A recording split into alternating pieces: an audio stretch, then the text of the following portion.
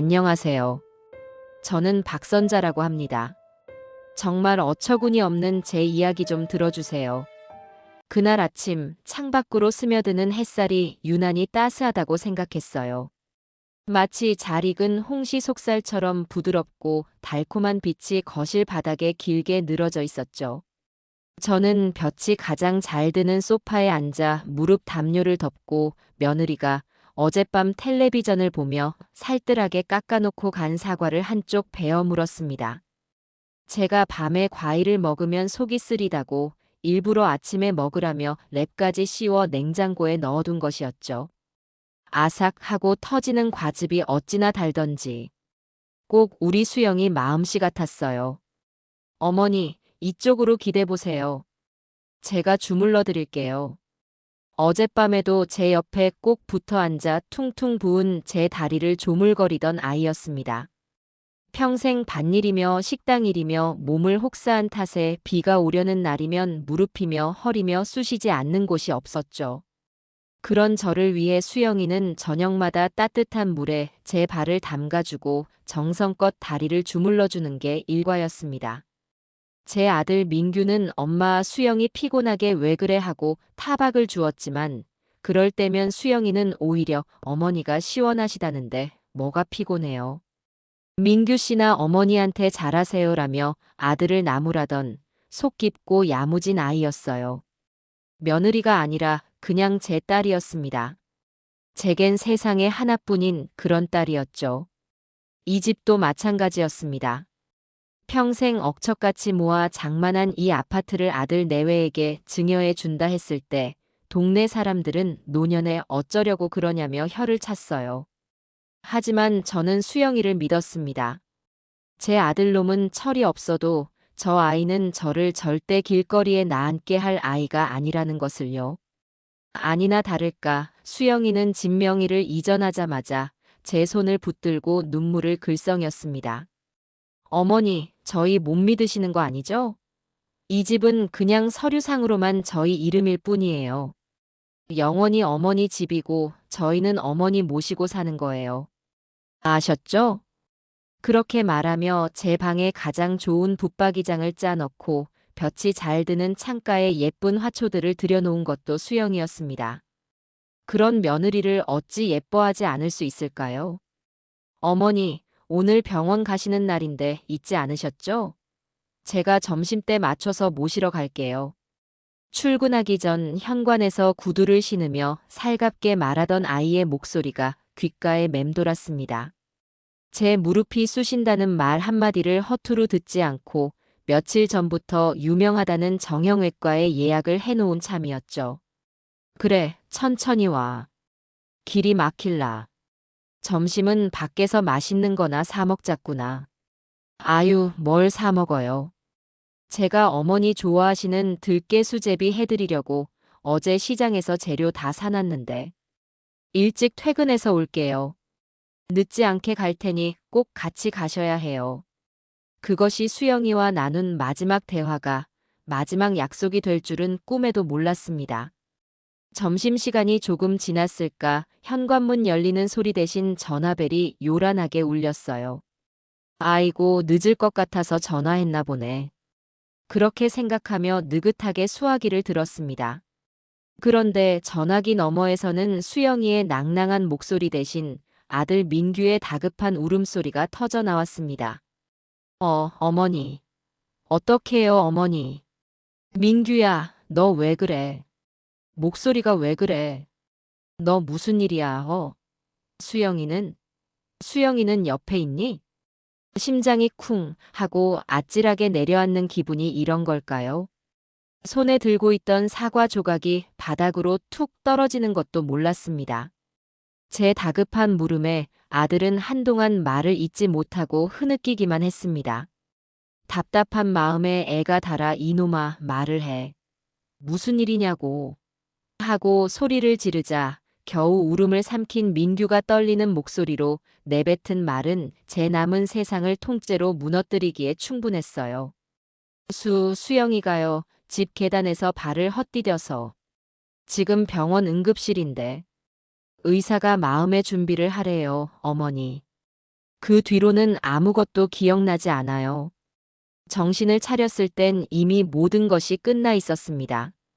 싸늘하게 식어버린 수영의 손, 하얀 천으로 덮인 얼굴, 그리고 그 옆에서 실신한 듯 바닥에 주저앉아 오열하는 아들. 제 딸 수영이는 그렇게 따뜻한 봄날, 저와의 약속을 지키지 못한 채 허망하게 제 곁을 떠나고 말았습니다. 장례식장은 사흘 내내 눈물과 향냄새로 가득했어요. 민규는 정말이지 세상에서 가장 비통한 남편의 모습이었습니다. 허리가 꺾여라 조문객들에게 인사를 하고 수영의 영정 사진을 붙들고 내가 잘못했어, 여보. 하고 목 놓아 울다가 쓰러지기를 반복했죠. 그 모습을 보는 사람들은 모두 혀를 차며 저렇게 금실이 좋았는데 어쩌나 젊은 사람이 아내를 먼저 보내고 어떻게 사나 하고 안타까워했습니다. 저 역시 그런 아들의 모습에 찢어지는 가슴을 부여잡고 함께 울었습니다. 내 아들이 내 며느리를 저토록 사랑했구나. 하늘도 무심하시지. 저렇게 착한 것들을 갈라놓으시다니. 그런데 아주 잠깐 모두가 슬픔에 잠겨 누구도 신경 쓰지 못했던 찰나의 순간이었어요. 수영이와 친자매처럼 막역하게 지내던 친구들이 와서 영정 사진을 붙들고 수영아, 이게 무슨 일이야? 우리한테 어머니 잘 부탁한다고 어머니 혼자 두지 말라고 신신당부했으면서 이렇게 가면 어떡해? 라며 땅을 치고 통곡을 할 때였습니다.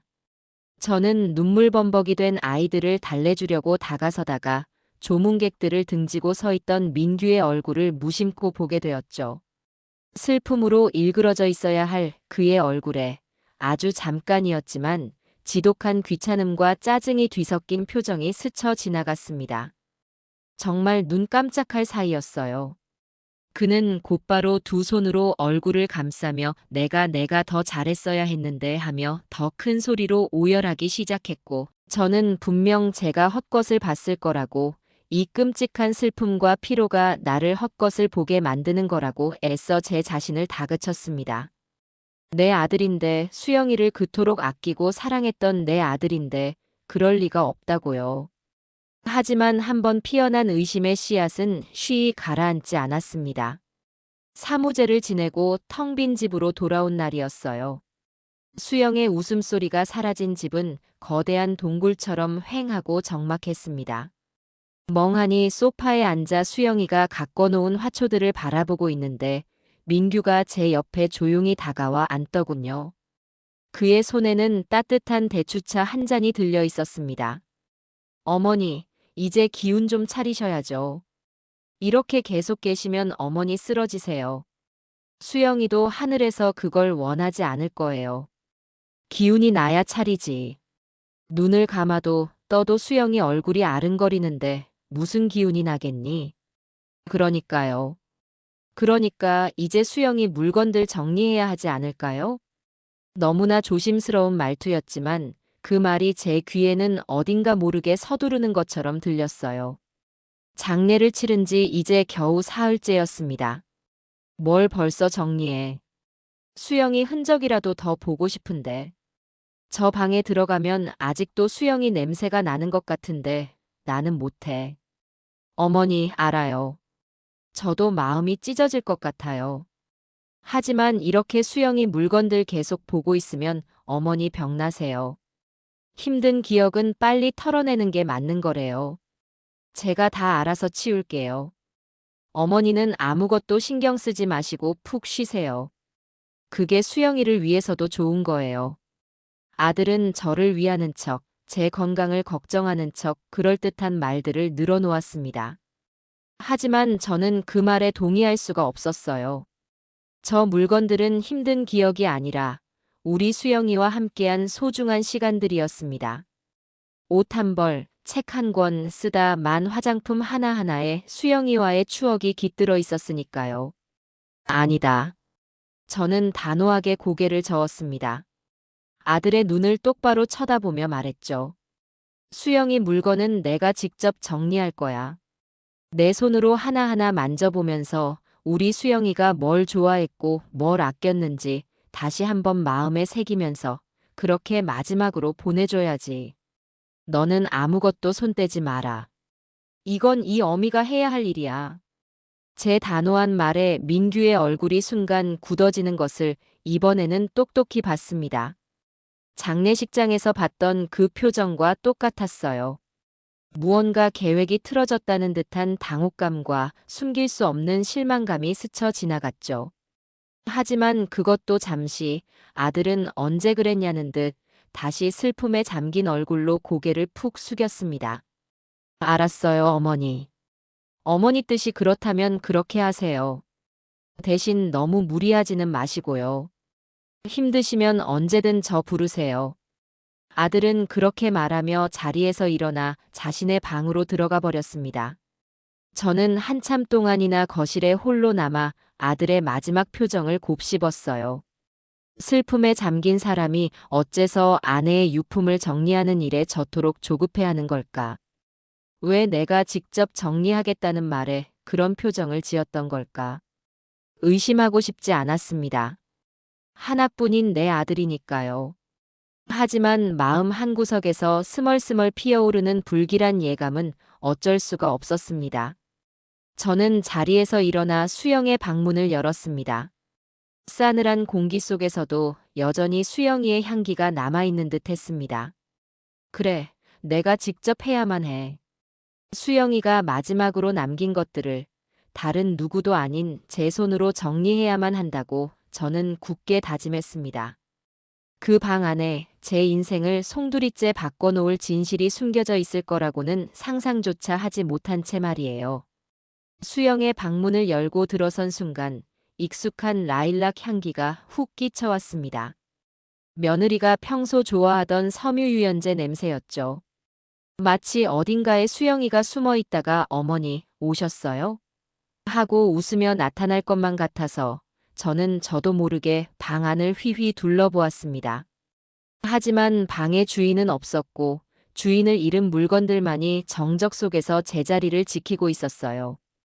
저는 한참 동안이나 문가에 서서 그 적막함을 온몸으로 받아냈습니다. 눈물이 핑 돌았지만 이를 악물고 참아냈어요. 지금은 울 때가 아니었습니다.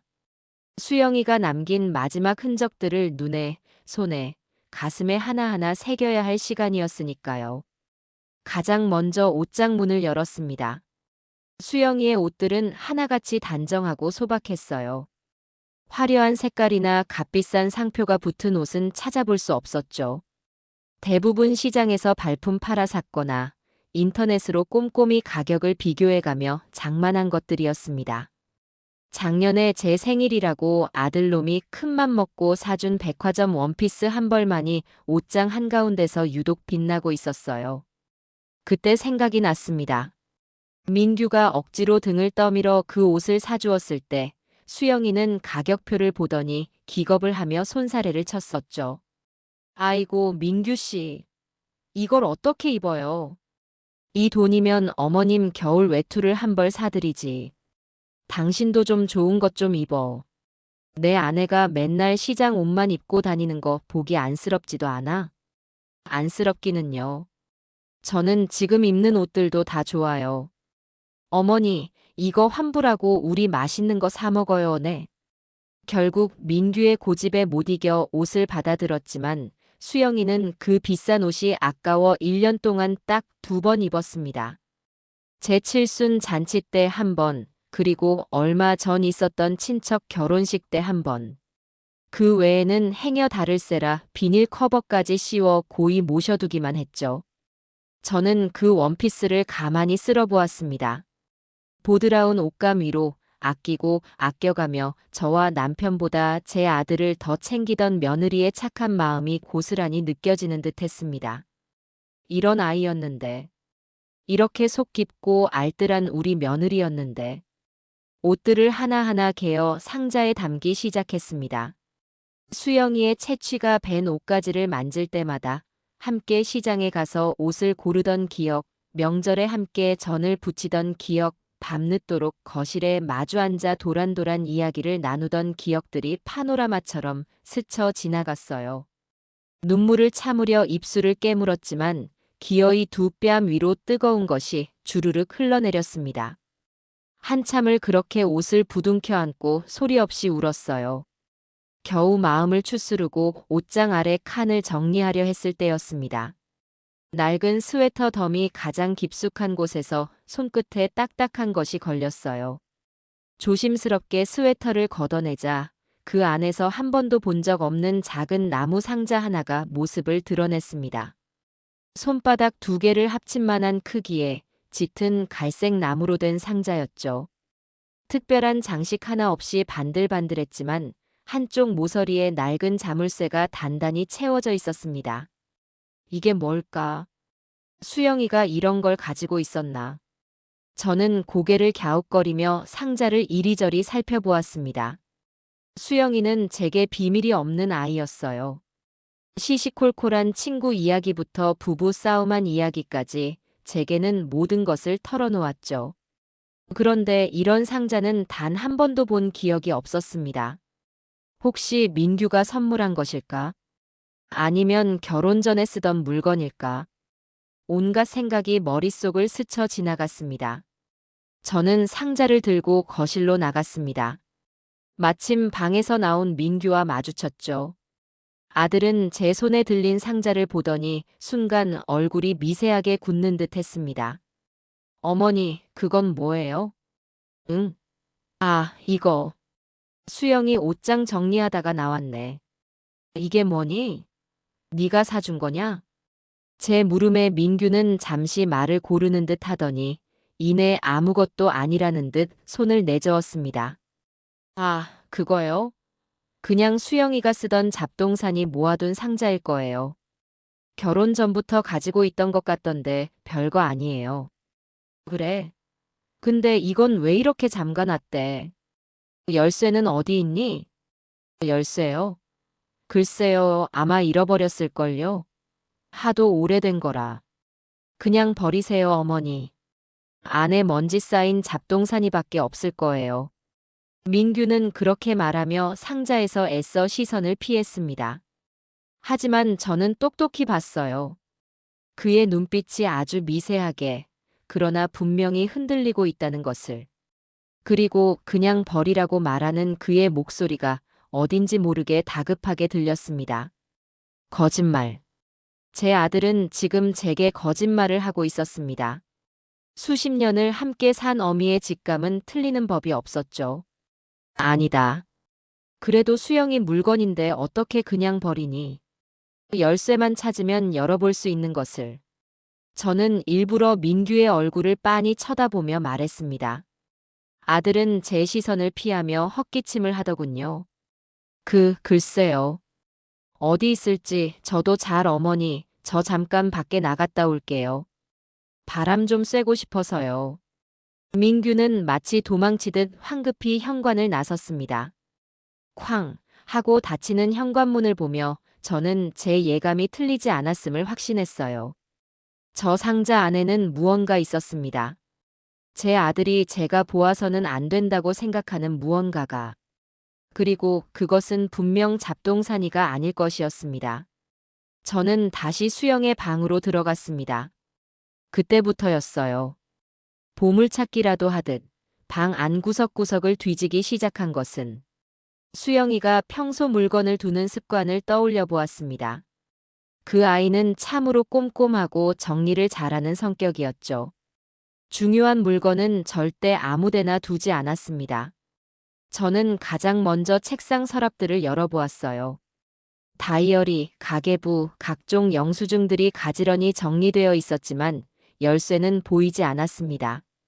침대 밑과 옷장 서랍도 샅샅이 뒤졌지만 허사였죠. 1시간쯤 지났을까, 저는 잠시 숨을 고르기 위해 수영의 화장대 의자에 주저앉았습니다.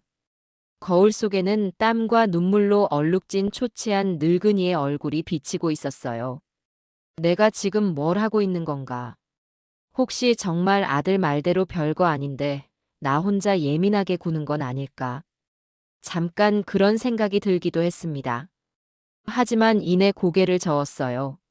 아니야, 민규의 그 표정은 절대 평범한 표정이 아니었어. 저는 마지막으로 화장대 서랍들을 다시 한번 열어보기로 했습니다. 첫 번째 칸, 두 번째 칸 온갖 화장품과 액세서리들이 칸막이 안에 질서정연하게 놓여 있었죠. 마지막 세 번째 서랍을 열었을 때였습니다. 립스틱과 매니큐어 같은 작은 물건들이 담긴 서랍이었는데 무심코 서랍을 끝까지 당기자 안쪽 벽면에 무언가 붙어 있는 것이 보였습니다.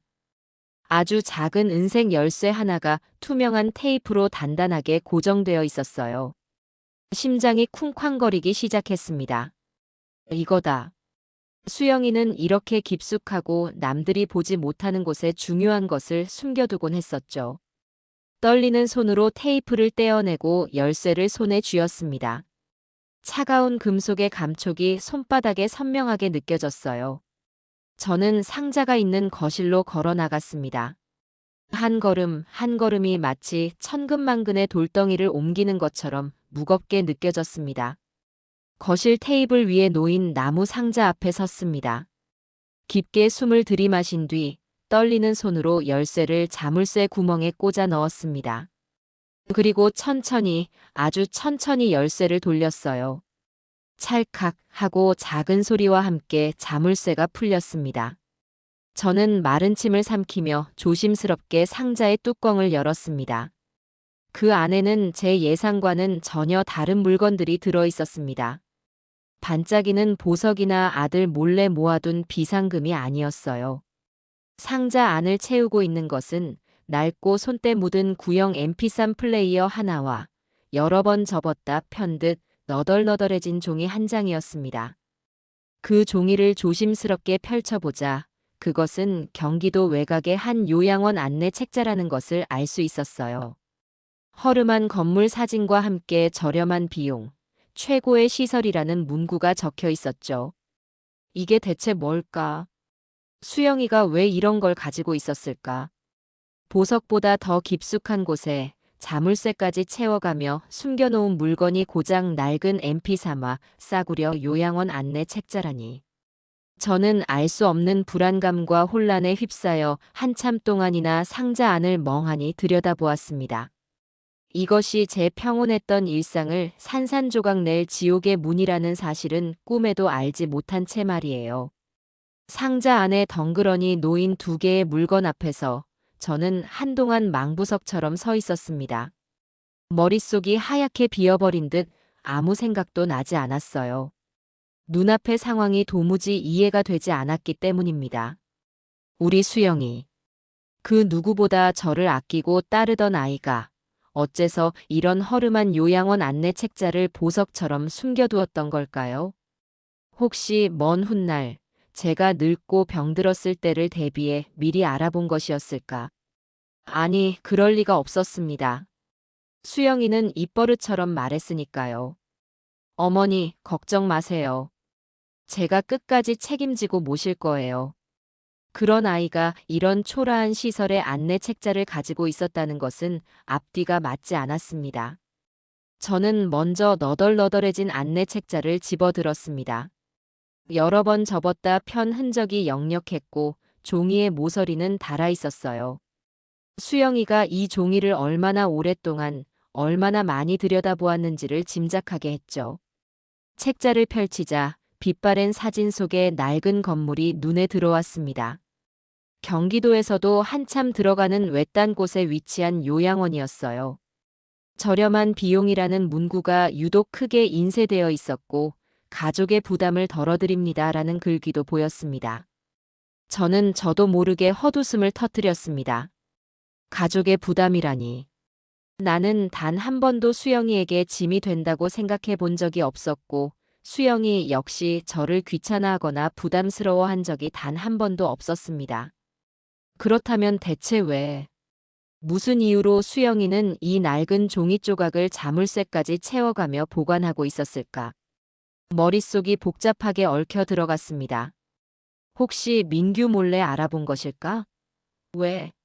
아들놈이 나를 요양원에 보내려고 했고 수영이는 그걸 막으려 했던 걸까?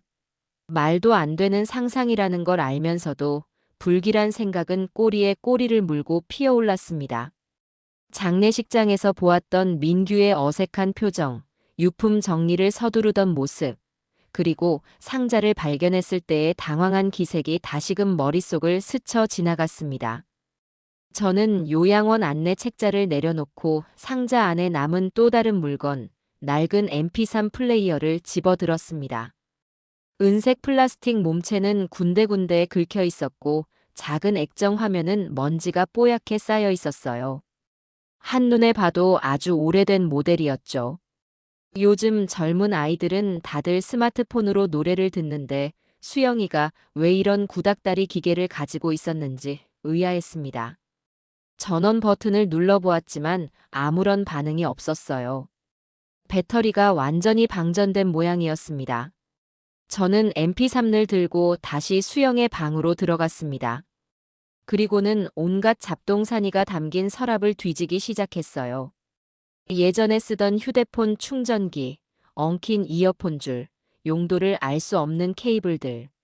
한참을 뒤진 끝에 마침내 MP3에 맞는 낡은 충전 케이블을 찾아낼 수 있었습니다. 먼지를 훅 불어낸 뒤 콘센트에 충전기를 꽂고 MP3을 연결했어요. 작은 액정에 희미하게 충전 표시가 뜨는 것을 확인하고 나서야 저는 잠시 안도의 한숨을 내쉬었습니다. 충전이 되는 동안 저는 거실을 서성이며 초조하게 시간을 보냈습니다. 1분이 1시간처럼 길게 느껴졌어요. 저 작은 기계 안에 무엇이 들어있을까? 수영이가 평소 좋아하던 노래 들릴까? 아니면 다른 무언가가 녹음되어 있는 걸까? 요양원 안내 책자와 함께 숨겨져 있었다는 사실이 자꾸만 마음에 걸렸습니다. 30분쯤 지났을까? 저는 더 이상 기다리지 못하고 다시 수영의 방으로 들어갔습니다. MP3을 충전기에서 분리하고 함께 들어있던 낡은 이어폰을 귀에 꽂았어요. 그리고 떨리는 손가락으로 재생 버튼을 눌렀습니다. 치직 하는 작은 소음과 함께 익숙한 목소리가 귓가에 흘러나왔습니다. 그러니까 내 말은 이 반찬은 너무 짜다는 거지. 어머니 혈압에도 안 좋은데. 안 짜요, 민규 씨. 당신 입맛이 유별난 거지. 그리고 어머니는 이거 좋아하세요. 민규와 수영이의 목소리였습니다. 아주 평범한 저녁 식탁에서나 나눌 법한 부부의 대화였어요. 저는 잠시 맥이 탁 풀리는 것을 느꼈습니다. 내가 너무 예민했나? 정말 아들 말대로 별거 아닌 잡동사니였나? 하지만 이어지는 대화는 제 그런 생각을 단번에 날려버렸습니다. 어머니, 어머니. 당신은 맨날 어머니 타령이야. 이 집이 어머니 집이야? 이제 우리 집이라고. 내가 이 집 가장인데 내 말 좀 들으면 덧나. 민규 씨, 말 조심해요. 이 집, 어머니가 평생 고생해서 마련하신 집이야. 우리한테 그냥 주신 거라고. 우리가 감사하며 살아야지 어떻게 그런 말을 해. 두 사람의 목소리가 점점 높아지기 시작했습니다. 저는 숨을 죽인 채 이어폰에서 흘러나오는 대화에 모든 신경을 집중했어요. 감사. 뭐가 감사해. 어차피 아들인 나한테 물려줄 재산이었잖아. 그걸 좀 일찍 받았다고 해서 내가 왜 평생 감사하며 살아야 하는데? 나는 이 집 가지고 더 큰 일을 하고 싶다고. 내 사업, 내 꿈. 당신은 내 꿈 같은 건 관심도 없지? 그게 무슨 사업인데요? 어머니를 요양원에 보내고 이 집을 담보로 대출받는 게 그게 당신이 말하는 꿈이야? 그건 꿈이 아니라 그냥 불효야, 이 사람아. 요양원. 그 단어가 제 귀에 비수처럼 날아와 박혔습니다. 심장이 철렁 내려앉았어요. 제 불길한 예감이 상상조차 하기 싫었던 그 끔찍한 시나리오가 현실이었던 겁니다. 불효? 시끄러워. 요즘 세상에 다들 그렇게 살아. 부모님 편하게 요양원에 모시고 자식은 자식 인생 사는 거라고. 당신처럼 그렇게 구닥다리 생각만 하니까 발전이 없는 거야. 세상 사람들이 다 그래도 우리는 그러면 안 되지. 어머니가 우리한테 어떻게 하셨는데. 당신 아팠을 때, 사업 실패했을 때, 그때마다 옆에서 힘이 되어주신 분이 누구야? 그런 어머니를 어떻게 돈 때문에 내쫓을 생각을 해? 나는 절대로 동의 못해. 수영이는 울먹이고 있었습니다. 제 며느리는 저를 지키기 위해 제 아들과 저렇게 필사적으로 싸우고 있었던 겁니다. 눈앞이 흐려지기 시작했어요. 동해. 네 동해 따위가 뭐가 중요해? 이 집 명예 이미 내 이름으로 되어 있는 거 몰라? 알아. 하지만 나도 가만히 있지는 않을 거야. 당신이 정말 어머니 요양원 보내려고 하면 나도 이 사실 전부 어머니께 말씀드릴 거야. 당신이 어떤 계획을 꾸미고 있는지 내가 다 밝힐 거라고. 수영이의 단호한 목소리에 잠시 침묵이 흘렀습니다. 그리고 그 침묵을 깨고 들려온 민규의 목소리는 제가 평생 들어왔던 제 아들의 목소리가 아니었습니다. 그것은 얼음보다 차갑고 뱀보다 교활한 악마의 목소리였어요. 당신이 끝까지 반대하면 내가 어머니한테 직접 말하는 수밖에 없어. 당신이 어머니 요양원 보내려고 한다고. 그럼 이 집에서 당신 쫓겨날걸? 저는 제 귀를 의심했습니다. 이놈이 지금 뭐라고 하는가? 수영이가 나를 요양원에 보내려 한다고, 그렇게 나에게 거짓말을 하겠다고, 그래서 내 손으로 내 딸 같은 며느리를 내쫓게 만들겠다고. 온몸에 피가 거꾸로 솟는 것 같았습니다. 민규 씨, 당신 정말 끔찍한 사람이구나. 수영이의 절망에 찬 목소리가 들려왔습니다. 그리고 그에 답하는 민규의 마지막 말은 제 심장을 갈갈이 찢어 놓았습니다. 그래. 그럼 당신이 먼저 조용해져야겠네. 아주 영원히. 아주 영원히. 영원히.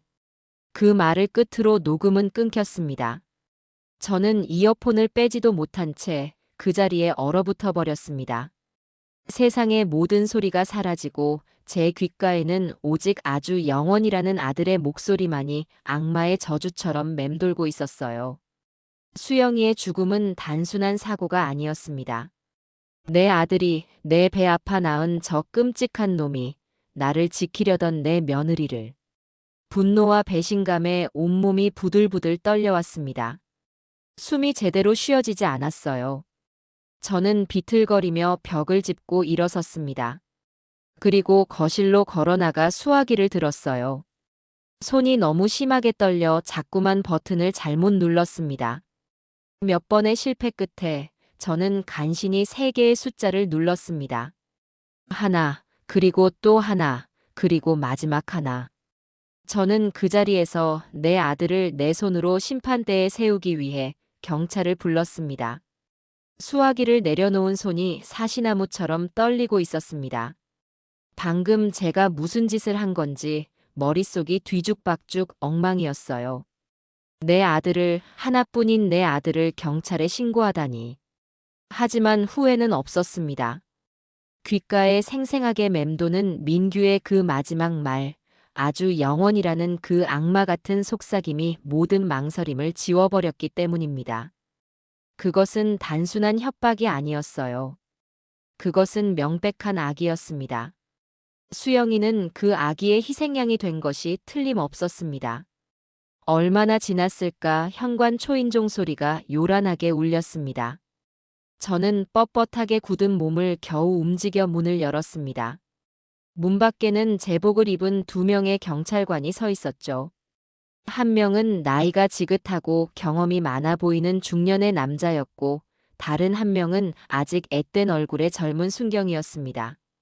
박선자 어르신 되십니까? 112에 신고하셨다고 해서 출동했습니다. 나이든 형사가 저를 위아래로 훑어보며 말했습니다. 그의 눈빛에는 이 늙은이가 왜 신고를 했을까 하는 의아함과 약간의 귀찮음이 섞여 있었어요. 저는 그들을 집 안으로 들였습니다. 어르신, 어디 불편하신 데라도 있으십니까? 아니면 누가 행패라도 부렸나요? 젊은 순경이 걱정스럽다는 듯 물었지만 저는 그의 눈빛에서도 동정심 뒤에 숨은 회의감을 읽을 수 있었습니다. 갑작스러운 며느리의 죽음으로 슬픔에 잠긴 노인이 헛것을 보거나 외로움에 지쳐 장난 신고를 했을 거라고 지레짐작하는 듯한 태도였죠. 앉으세요. 저는 떨리는 목소리를 가다듬고 소파를 가리켰습니다. 그리고 저 역시 그들 맞은편에 앉았어요. 제가 신고한 것은 제 아들 때문입니다.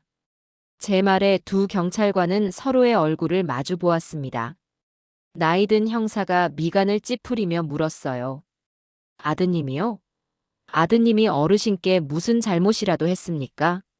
제 아들이 제 며느리를 해한 것 같습니다. 그 말을 내뱉는 순간 거실의 공기가 차갑게 얼어붙었습니다. 두 경찰관의 얼굴에 당혹스러운 기색이 역력했어요.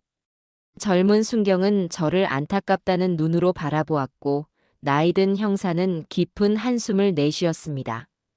어르신, 따님 같던 며느님을 잃으셔서 경황이 없으신 건 알겠습니다만 그런 말씀은 함부로 하시면 안 됩니다. 아드님도 지금 얼마나 상심이 크시겠습니까? 역시나 그들은 제 말을 믿지 않았습니다. 슬픔에 잠겨 이성을 잃은 노인의 망상증으로 치부해버리는 것이 눈에 선했어요. 저는 분노로 입술이 바싹바싹 타들어가는 것을 느꼈습니다. 내 정신은 멀쩡합니다. 내가 지금 제정신이 아니라서 이런 말을 하는 게 아니에요. 증거가 있습니다. 저는 자리에서 일어나 수영의 방에서 가져온 mp3 플레이어를 테이블 위에 올려놓았습니다. 이 안에 제 아들이 며느리를 협박하는 목소리가 전부 녹음되어 있습니다. 제 아들이 저를 요양원에 보내려 했고 수영이가 그걸 반대하자 영원히 조용하게 만들어주겠다고 말하는 내용이 똑똑히 들어있단 말입니다. 제 단호한 태도에 두 경찰관은 잠시 주춤하는 듯 했습니다. 나이든 형사가 의심스러운 눈초리로 mp3을 집어들고 이리저리 살펴보았어요. 어르신, 이게 요즘도 작동이 되긴 합니까? 됩니다. 내가 직접 다 확인했어요. 들어보세요. 들어보면 제 말이 사실이라는 걸 알게 될 겁니다. 제 간절한 외침에 젊은 순경이 조심스럽게 형사의 손에서 mp3을 건네받았습니다. 그리고는 함께 있던 이어폰을 귀에 꽂고 재생 버튼을 눌렀죠. 처음에는 별다른 표정 변화가 없던 그의 얼굴이 녹음 파일이 중반부로 넘어가면서부터 서서히 굳어지기 시작했습니다.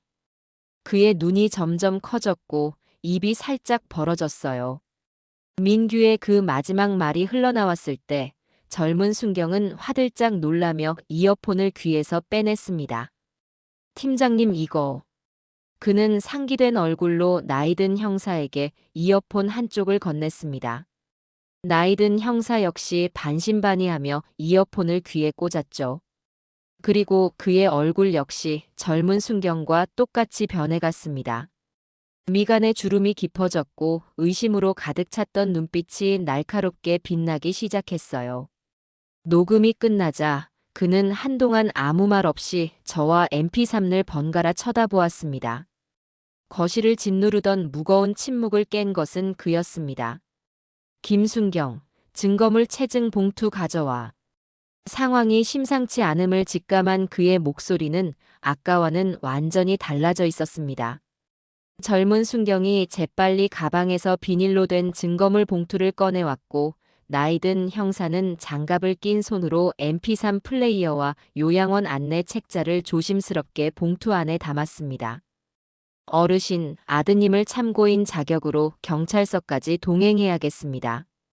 괜찮으시겠습니까? 부르세요. 당장 부르세요.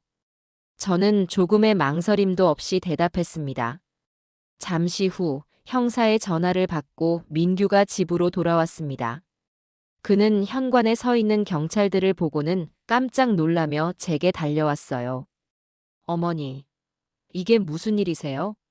경찰은 왜 집에 와 있는 거예요? 어머니 어디 편찮으세요? 그 뻔뻔한 연기라니. 저는 기가 막혀서 말도 나오지 않았습니다. 방금 전까지 제 딸 같은 며느리를 죽음으로 몰아넣은 악마의 목소리를 듣고 왔는데 지금 제 앞에서는 세상에서 가장 효심 깊은 아들의 얼굴을 하고 있었습니다. 이민규 씨. 잠시 저희와 함께 경찰서까지 가주셔야겠습니다. 고 김수영 씨 사망 사건 관련해서 몇 가지 여쭤볼 게 있습니다. 형사의 말에 민규의 얼굴이 하얗게 질렸습니다. 그는 저와 형사를 번갈아 쳐다보며 더듬거렸어요. 네. 수영이 사건이라니요? 그건 그냥 사고였잖아요. 제가 뭘 어머니, 혹시 어머니가 경찰에 뭐라고 말씀하셨어요? 그는 금방이라도 울음을 터뜨릴 것 같은 얼굴로 제게 매달렸습니다. 어머니, 제발 정신 좀 차리세요. 수영이 잃은 슬픔에 지금 헛것이 보이시는 거라고요. 어떻게 아들을 의심할 수가 있어요? 제가 어떻게 수영이한테 그럴 수가 있겠어요? 민규는 제 바짓가랑이를 붙들고 통곡하기 시작했습니다. 그 모습을 보는 경찰들의 눈빛이 다시 미묘하게 흔들리는 것을 느꼈어요. 어쩌면 그들은 아들의 저 눈물겨운 연기에 다시 마음이 약해지고 있는지도 몰랐습니다. 저는 그런 아들을 차갑게 내려다보았습니다.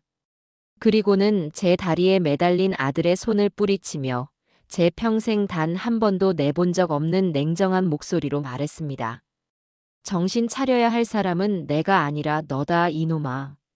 제 말에 민규의 울음소리가 순간 멎었습니다. 그는 충격을 받은 얼굴로 저를 올려다보았죠. 가서 네가 한 짓을 전부 다 털어놔. 네가 수영이한테 무슨 짓을 했는지. 네 입으로 직접 말하란 말이다. 제 단호한 눈빛과 목소리에서 더 이상 흔들리지 않을 결심을 읽었는지 민규는 입을 꾹 다물었습니다. 형사들은 그런 우리 모자를 잠시 지켜보더니 이내 민규의 양팔을 붙들고 그를 일으켜 세웠습니다. 이민규 씨, 일단 서로 진정하시고 서에 가서 차분히 이야기하시죠. 그렇게 민규는 경찰들에게 이끌려 집 밖으로 나갔습니다. 저는 텅 빈 거실에 홀로 남아 쾅 하고 닫히는 현관문을 망연자실하게 바라보았습니다. 이제 싸움은 시작되었습니다. 제 아들은 분명 온갖 거짓말로 자신의 죄를 부인할 것이고 세상은 어미의 말을 믿어주지 않을지도 모릅니다. 하지만 상관없었어요. 저는 제 모든 것을 걸고서라도 수영이의 억울함을 풀어줄 것이라고 차가운 거실의 공기 속에 굳게 맹세했습니다. 그 뒤로 집안의 시간은 멈춰버린 듯 했습니다. 아들놈이 없는 집은 겉보기에는 고요했지만 그 고요함은 평온이 아닌 폭풍전야에 숨막히는 긴장감을 품고 있었죠. 저는 소파에 뜬 눈으로 앉아 꼬박 밤을 지새웠습니다. 칠흑 같은 어둠 속에서 거실 벽에 걸린 괴종시계의 째깍거리는 소리만이 제 심장 소리처럼 유난히 크게 들려왔어요. 경찰은 제 말을, 그리고 수영이가 목숨과 맞바꾼 그 녹음 파일을 증거로 민규를 조사하기 시작했지만 저는 그것만으로는 턱없이 부족하다고 생각했어요. 제 아들은 보통의 족속이 아니었습니다. 뱀 같은 혀로 온갖 거짓말을 꾸며내 경찰을 구슬리고 돈으로 유능한 변호사를 사서 교묘하게 법망을 빠져나갈 방법을 찾을 놈이었죠. 제 앞에서는 피눈물을 흘리며 억울함을 호소하고 뒤에서는 비릿한 미소를 지으며 다음 계획을 꾸밀 그런 놈이었습니다. 이대로 앉아서 경찰의 수사 결과만 기다리고 있을 수는 없었어요. 수영이의 사무치는 억울함을 풀어줄 수 있는 사람은 이 세상에 이제 저 하나뿐이었으니까요. 다음 날 아침 밤새 잠 못 이룬 몸을 억지로 일으켜 씻지도 않은 얼굴로 옷을 챙겨 입고 집을 나섰습니다. 제 걸음이 향한 곳은 집 근처의 상가에 있는 은행이었어요. 어제 저는 밤새도록 한 가지 생각에만 매달렸습니다. 수영이가 남긴 녹음 파일에서 민규는 분명 이 집을 담보로 사업 자금을 받겠다고 소리쳤습니다. 그 말이 사실인지 그저 수영이를 협박하기 위해 내뱉은 허풍이었는지 제 눈으로 직접 확인해야만 했습니다. 그것이 아들놈의 탐욕이 어디까지 뻗쳤는지 가늠할 수 있는 첫 번째 척도가 될 것이라 생각했죠. 자동문이 열리고 은행 안으로 들어서자 서늘한 에어컨 바람과 함께 분주한 사람들의 웅성거림이 저를 맞았습니다. 번호표를 뽑아 들고 딱딱한 의자에 앉아 기다리는 동안 저도 모르게 손에 든 통장을 꽉 움켜쥐었습니다. 낡고 빛바랜 갈색 표지의 통장. 이 집을 분양받기 위해 악착같이 돈을 모으던 젊은 시절부터 수십 년간 대출금을 갚아나가던 고된 세월까지 제 평생의 희로애락이 고스란히 담겨있는 물건이었습니다. 시장 좌판에서 채소를 팔아본 꼬깃꼬깃한 1,000원짜리 몇 장, 남의 집 허드렛일을 해주고 받은 푼돈까지.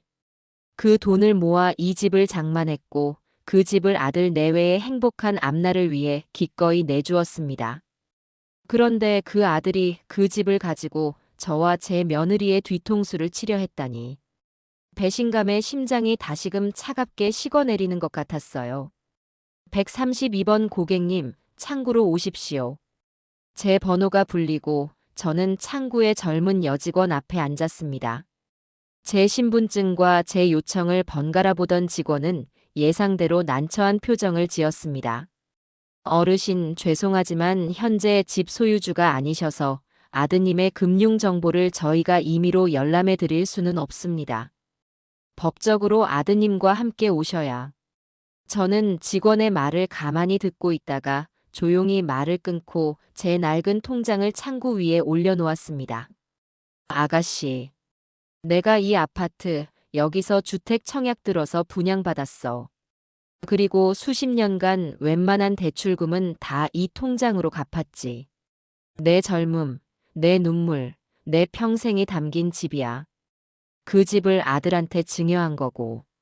근데 그 아들이 이 집을 가지고 무슨 짓을 했는지 이 어미가 알아야겠어. 법이고 뭐고 다 떠나서 이건 내 집이고 내 권리야. 확인해줘. 제 목소리에는 조금의 흔들림도 없었습니다.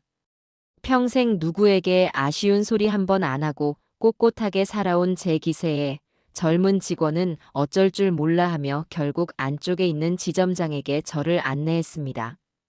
지점장은 중년의 점잖은 신사였어요. 그는 제 구구절절한 사연을 한참 동안이나 묵묵히 듣고 나더니 깊은 한숨을 내쉬며 조심스럽게 입을 열더군요.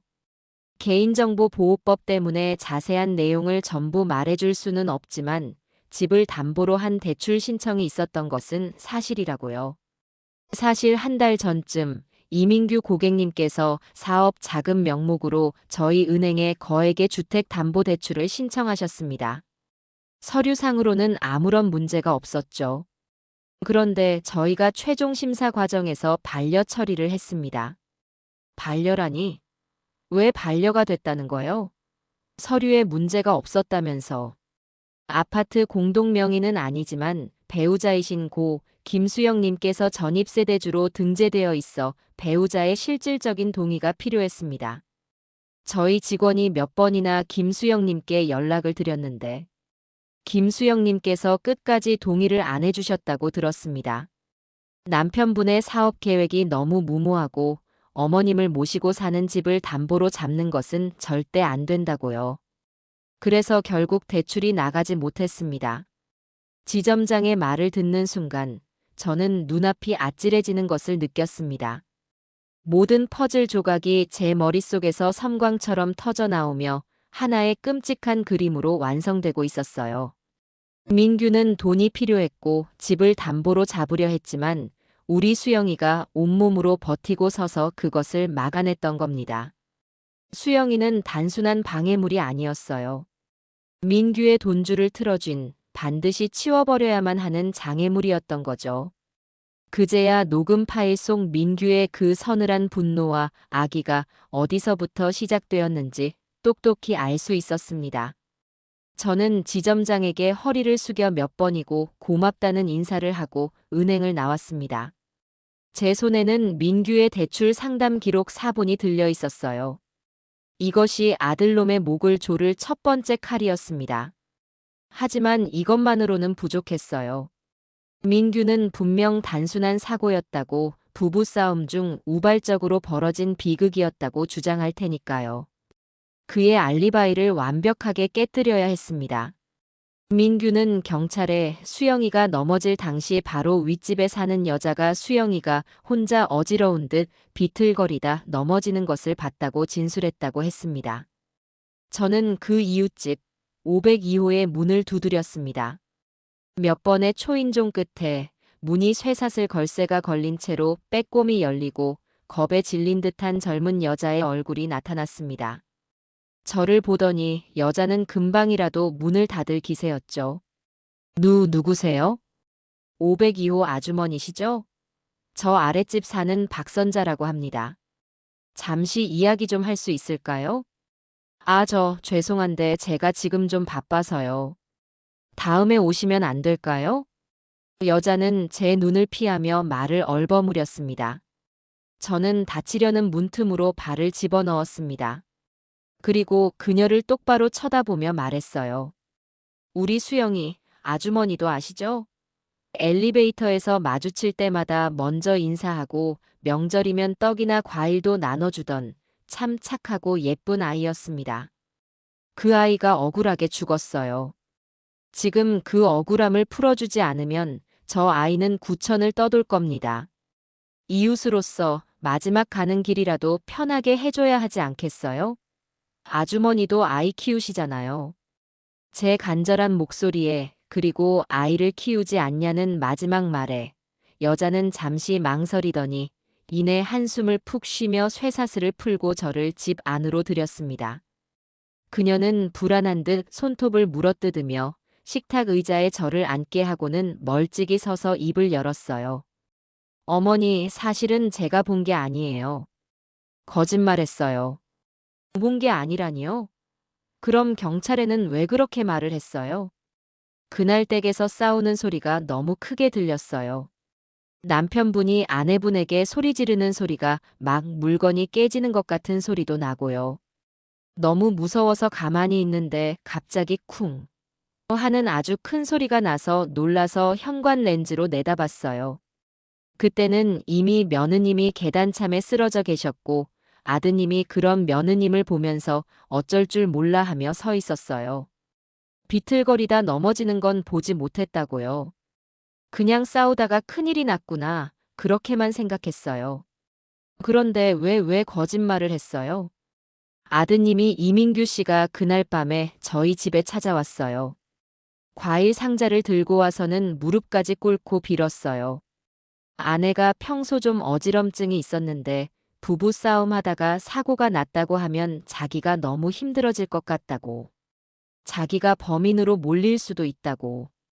그냥 혼자 어지러워서 넘어진 걸로 해달라고요. 사람이 죽었는데 경찰서에 불려다니면 좋은 일 없지 않냐고 남편도 옆에서 그냥 좋은 게 좋은 거라고 하고 그래서 무서워서 그냥 그렇게 말해버렸어요. 정말 죄송해요, 어머니. 제가 죽을 죄를 지었어요. 그녀는 결국 바닥에 주저앉아 울음을 터뜨렸습니다. 저는 그녀를 다그치지 않았어요. 그저 다가가 그녀의 어깨를 가만히 잡아주었습니다. 그리고 힘없는 목소리로 말했죠. 경찰에 가서 지금 나한테 한 말 그대로만 해줘요. 내가 아주머니한테 어떤 피해도 가지 않도록 할 테니. 죽은 우리 수영이를 위해서 제발 부탁합니다. 아주머니도 진실을 덮고 평생 마음의 짐을 지고 살 수는 없잖아요. 이웃 여자는 한참을 울더니 결국 고개를 끄덕였습니다. 저는 그녀의 집을 나와 곧장 경찰서로 향했습니다. 제 손에는 아들놈의 명백한 동기와 거짓 알리바이를 증명할 두 자루의 날카로운 칼이 들려 있었죠. 담당 형사는 제 이야기를 듣고 제가 내민 은행 서류와 이웃집 여자의 진술 번복 의사를 확인하더니 입을 굳게 다물었습니다. 그의 눈빛은 더 이상 저를 슬픔에 잠긴 노인으로 보지 않았어요. 그는 저를 사건의 진실을 파헤치는 집요한 추적자로 피해자의 억울함을 풀어줄 유일한 사람으로 보고 있었습니다. 어머니, 정말 대단하십니다. 저희가 놓칠 뻔한 부분들을 어머님께서 전부 찾아내 주셨네요. 형사는 제게 존경심이 담긴 눈빛을 보내며 새로운 사실 하나를 조심스럽게 알려주었습니다. 사실 저희가 재부검을 의뢰했는데 오늘 결과 일부가 나왔습니다. 고 김수영 씨의 시신에서 소량의 약물 성분이 검출되었습니다. 처방전 없이도 약국에서 쉽게 살 수 있는 흔히 잠이 잘 오는 약으로 알려진 것인데 그 자체로는 증거가 되기 어렵지만 어머님께서 가져오신 이 증거들과 함께라면 이야기가 완전히 달라집니다. 잠이 잘 오는 약. 저는 그 말을 듣는 순간 온몸에 소름이 돋았습니다. 민규 그놈이 얼마 전부터 자기가 잠을 설친다는 핑계를 대며 약국에서 신경 안정에 좋다는 약을 사다 놓고 차에 타 마시던 것이 떠올랐기 때문입니다. 그 약이 수영이를 위한 것이었을 줄이야. 그놈이 우리 수영이한테 약을 먹인 겁니다. 정신을 혼미하게 만들어 놓고 일부러 계단 근처에서 싸움을 걸어 발을 헛디디게 만든 거예요. 이건 사고가 아니라 아주 치밀하게 계획된. 저는 차마 다음 말을 잇지 못하고 입술을 깨물었습니다. 형사는 제 어깨를 두드리며 말했어요. 어머니, 이제부터는 저희에게 맡기십시오. 이민규 씨의 알리바이는 완벽하게 깨졌습니다. 명백한 동기와 정황 증거까지 확보되었습니다. 이제 그 입을 열게 만드는 일만 남았습니다. 경찰서를 나오는 제 발걸음은 조금 전보다 훨씬 가벼워져 있었습니다. 하지만 마음은 여전히 무거웠어요. 아들놈의 거짓말은 이제 곧 드러나겠지만 제 마음속에는 또 다른 의심의 그림자가 더욱 짙게 드리우고 있었기 때문입니다. 민규가 대출받으려던 그 큰 돈. 과연 그 돈은 전부 혼자 쓰려던 것이었을까?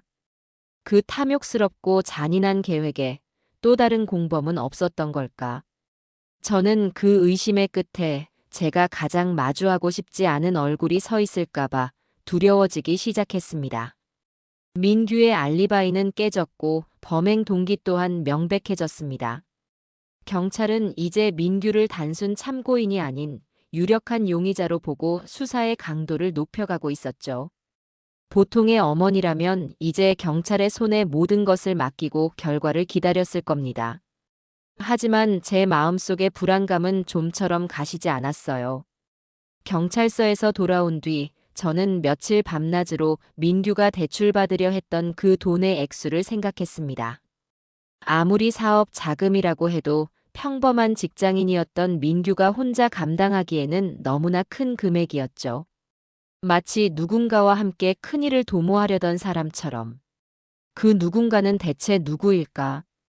머릿속을 헤집고 다니던 의심의 조각들이 하나둘씩 맞춰지기 시작한 것은 정말이지 생각하고 싶지 않았던 제가 평생 외면하고 싶었던 방향으로였습니다.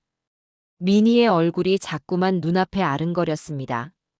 평소 미니는 입만 열면 제게 불평을 늘어놓기 일쑤였어요. 어릴 때부터 오빠인 민규와는 달리 욕심 많고 셈이 많은 아이였죠. 엄마는 맨날 오빠랑 올케만 챙겨. 나는 딸도 아니야? 오빠는 집도 떡하니 사주고 나는 전세금 하나 안 보태주고 말이야. 그 집 오빠한테 홀랑 다 줘버리고 엄마는 나중에 어쩌려고 그래. 올케가 엄마를 평생 모실 것 같아? 다 자기 입속 차리려고 잘해주는 척하는 거지. 수영이를 못 잡아먹어 안달이었습니다. 제가 수영이와 다정하게 이야기를 나누고 있으면 옆에 와서 괜히 트집을 잡고 심술을 부렸고 제가 수영이에게 반찬이라도 하나 더 챙겨주면 입이 대빨 나와서는 며칠이고 토라지기 일쑤였습니다.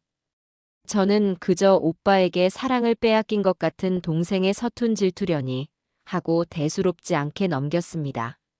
시집가서 애 낳고 살아보면 철이 들겠지. 그렇게 생각하며 못난 딸의 투정을 그저 받아주기만 했어요. 하지만 지금 와서 돌이켜보니 그것은 단순한 질투가 아니었을지도 모른다는 생각이 들었습니다. 그것은 자신에게 돌아와야 할 재산과 어미의 사랑을 웬 근본도 모르는 여자가 나타나 통째로 가로챘다는 아주 시커먼 시기심과 탐욕이었을 겁니다. 설마 아니야. 아무리 돈이 좋아도 어떻게 오빠랑 한통속이 되어서. 저는 고개를 세차게 내저었습니다. 제 배 아파 낳은 자식 둘이 함께 공모하여 이런 끔찍한 일을 저질렀을 리는 없다고. 스스로를 몇 번이나 다독였지만 의심은 한 번 싹 트자 걷잡을 수 없이 자라나 제 심장을 좀먹기 시작했습니다. 민규가 대출받으려던 돈. 그 돈이면 민규의 빚을 갚고도 민희가 입버릇처럼 말하던 번듯한 옷가게 하나를 차리고도 남을 금액이었습니다. 그들의 탐욕이 맞아떨어지는 순간 소름이 오소소 돋았습니다. 확인해야 했어요. 수영이가 이 일과 관련이 없다는 것을 내 눈으로 직접 확인해야만 했습니다. 그것이 사실이 아니라면 안도할 것이고 만약 사실이라면 그땐 저는 차마 다음 생각을 잊지 못했습니다. 저는 냉장고에서 밑반찬 몇 가지를 꺼내 정성껏 포장했습니다. 그리고는 딸의 집으로 향했어요. 일부러 아무런 연락도 하지 않았습니다. 불시에 찾아가 그 아이의 맨 얼굴, 꾸미지 않은 진짜 얼굴을 보고 싶었기 때문입니다. 딸이 사는 낡은 빌라 앞에 도착해 익숙하게 현관 비밀번호를 누르고 조용히 안으로 들어섰습니다. 민희야, 엄마 왔다. 거실 소파에 누워 휴대폰을 들여다보던 딸은 예고 없이 들이닥친 저를 보고는 토끼처럼 화들짝 놀라며 몸을 일으켰습니다. 엄마, 엄마. 아니, 연락도 없이 웬일이야? 딸의 목소리는 평소와 달리 날카롭게 곤두서 있었습니다. 그리고 저는 그 순간 거실의 풍경이 어딘가 모르게 달라져 있다는 것을 깨달았어요. 얼마 전까지만 해도 20년은 좋게 되어 보이는 낡은 브라운관 텔레비전이 있던 자리에 벽면을 가득 채운 커다란 최신형 텔레비전이 걸려 있었습니다. 주방에는 번쩍이는 새 커피 머신이 놓여 있었고 소파 위에는 아무렇게나 던져져 있는 제가 보기에도 비싸 보이는 명품 로고가 선명한 핸드백이 눈에 띄었죠. 넉넉하지 않은 형편에 맞벌이를 하면서도 늘 돈이 부족하다고 징징대던 아이의 집에 있을 법한 물건들이 아니었습니다. 집에 좋은 게 많이 늘었네. 이거 다 어디서 났니? 네 서방이 돈 많이 벌었나 보다. 저는 아무렇지 않은 척 새로 산 듯한 핸드백을 들어보이며 물었습니다. 딸은 제 손에서 가방을 와락 낚아채다시피 하며 시선을 피한 채 더듬거렸어요. 아, 이거 그냥 친구가 안 쓴다고 해서 싸게 산 거야. 텔레비전은 오빠가 바꿔준 거고. 오빠가? 민규가 무슨 돈이 있어서 이걸 다 사준대니? 지금 자기 앞가림도 못하는 놈이. 그냥 사업이 잘 돼서 보너스 받았다고 하면서 엄마는 왜 남의 집 살림을 그렇게 꼬치꼬치 캐물어? 피곤하게 정말. 딸은 제게 신경질적으로 소리쳤습니다. 하지만 그 과민한 반응은 제 의심을 더욱 키울 뿐이었죠. 저는 한숨을 푹 내쉬며 딸의 맞은편 소파에 맥없이 주저앉았습니다. 그리고는 제 인생 최대의 그리고 마지막이 될지도 모르는 연기를 시작했어요. 민희야, 나 어떡하면 좋니? 정말 나 어떡해. 저는 두 손으로 얼굴을 감싸고 일부러 어깨를 잘게 들썩이며 우는 척했습니다. 갑작스러운 제 행동에 딸은 당황한 듯 저를 쳐다보았죠. 엄마, 왜 그래? 또 무슨 일인데? 오빠 일 때문에 그래. 경찰서에서 자꾸만 나를 불러. 어제도 갔다 왔는데 오늘 또 오라고 하네. 아무래도 경찰이 엄마를 의심하는 것 같아. 아주 단단히. 뭐? 엄마를 의심해? 왜? 말도 안 돼. 딸의 목소리가 한 톤 높아졌습니다. 저는 흐느끼는 척하며 제 비참한 연기를 이어갔습니다. 내가 평소에 수영이랑 사이가 안 좋았다고 생각하는 모양이야. 그리고 수영이가 나를 요양원에 보내려고 해서 내가 홧김에 우리 수영이를 밀었다고 생각하는 것 같아. 민희야, 네 오빠는 자기 살 궁리만 하고 엄마는 이제 어떻게 해야 하니? 나 이대로 꼼짝없이 감옥 가게 생겼어. 억울해서 어떡해. 저는 일부러 사실과 정반대의 이야기를 늘어놓았습니다. 수영이가 나를 요양원에 보내려 했다고, 그래서 내가 범인으로 몰리고 있다고. 제 절박한 연기에 딸은 잠시 혼란스러운 표정을 짓더니 이내 그늘졌던 얼굴이 환하게 펴지는 것을 저는 놓치지 않았습니다. 자신과 오빠에게 향해야 할 의심의 화살이 엉뚱하게도 어미인 저를 향하고 있다는 사실에 안도하는 것이 분명했어요. 딸은 제게 다가와 제 등을 어설프게 두드리며 마치 선심이라도 쓰는 듯한 목소리로 말했습니다. 아니야, 엄마. 그럴 리가 없어. 엄마가 왜 그런 짓을 해? 걱정하지 마. 그리고 바로 그 순간 제 덫에 완벽하게 걸려들고 말았습니다. 안도감에 긴장이 완전히 풀려버린 딸은 해서는 안 될 말을 줄줄이 내뱉고 만 것이죠. 엄마가 그런 게 아니잖아. 사실은 엄마 잘 들어. 올케가 오빠 말을 너무 안 들어서 그런 거야. 엄마 요양원 보내고 그 집 팔아서 오빠 사업하고 내 가게 차리는 거. 그거 올케가 끝까지 반대해서 오빠랑 다투다가 그렇게 된 거라고. 엄마랑은 아무 상관없는 일이야. 그러니까 괜히 엄마가 뒤집었을 생각하지 마. 딸은 저를 위로한답시고 저를 안심시킨답시고 이 끔찍한 진실을 제 귀에다 대고 속삭였습니다. 저는 얼굴을 감싸 쥔 채 소리 없이 입술을 깨물었어요. 눈물이 나지 않았습니다. 슬프지 않았어요. 그저 온몸의 피가 차갑게 식어버리는 기분이었습니다. 심장이 텅 비어버린 것 같았죠. 내 딸, 내 배 아파 낳은 자식, 저 아이까지 한통속이었습니다. 저 아이의 새 핸드백과 텔레비전은 수영이의 목숨값이었습니다. 그랬구나, 그랬던 거구나, 미니야. 엄마는 그것도 모르고. 저는 흐느끼는 척하며 대답했습니다. 제 목소리가 얼마나 차갑게 떨리고 있었는지 이 세상에서 가장 어리석은 제 딸은 전혀 눈치채지 못했습니다. 그러니까 엄마 괜히 경찰서 가서 이상한 소리 하지 말고 그냥 모른다고만 해. 오빠가 다 알아서 변호사 선임하고 해결할 거야. 엄마는 그냥 가만히 있으면 돼. 알았지? 딸은 제게 신신당부를 하고 있었습니다. 저는 그런 딸의 손을 가만히 잡아주었어요. 그 손이 어찌나 차갑게 느껴지던지. 저는 속으로 다짐하고 또 다짐했습니다. 그래, 미니야. 이제 이 어미는 절대로 가만히 있지 않을 거란다.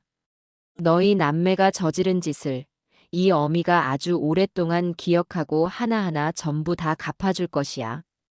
제 딸의 온기 없는 손을 잡고 저는 지옥의 한복판에서 가장 잔인하고도 슬픈 복수를 맹세했습니다. 딸의 집을 나온 뒤 저는 곧장 경찰서로 가지 않았습니다. 비틀거리는 걸음으로 집에 돌아와 현관문을 닫고 그 자리에 주저앉아 버렸습니다. 손에 들고 있던 휴대폰이 바닥으로 툭 떨어졌지만 주울 기력조차 없었어요. 딸과의 대화를 고스란히 담아낸 그 작은 기계가 마치 뜨거운 낙인처럼 느껴졌습니다. 저는 텅 빈 거실의 차가운 바닥에 등을 기댄 채 밤이 깊어가는 것도 잊고 한참 동안이나 그렇게 앉아 있었습니다.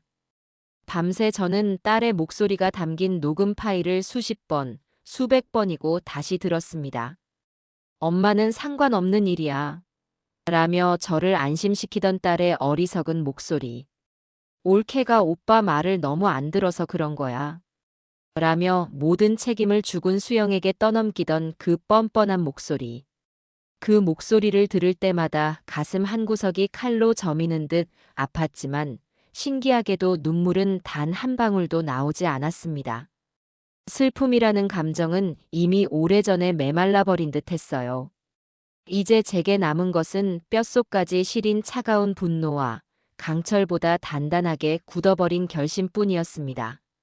내 자식들의 죄를 내 손으로 직접 단죄하리라는 결심. 다음 날 아침, 저는 밤새 뜬 눈으로 맞이한 희미한 여명 속에서 몸을 일으켰습니다. 그리고는 욕실로 들어가 차가운 물에 세수를 했어요. 거울 속에는 낯선 얼굴의 노인이 서 있었습니다. 하룻밤 사이에 10년은 더 늙어버린 눈가에는 깊은 주름이 패고 입가에는 도끼마저 서린 듯한 얼굴. 저는 그 얼굴을 똑바로 마주보며 마지막 남은 일말의 모정마저 깨끗하게 씻어냈습니다. 저는 담당 형사에게 전화를 걸어 지금 당장 만나자고 했습니다. 그리고 약속 장소인 경찰서 근처의 한적한 찻집에서 형사의 얼굴을 마주하고 아무 말 없이 휴대폰의 녹음 파일을 재생했습니다.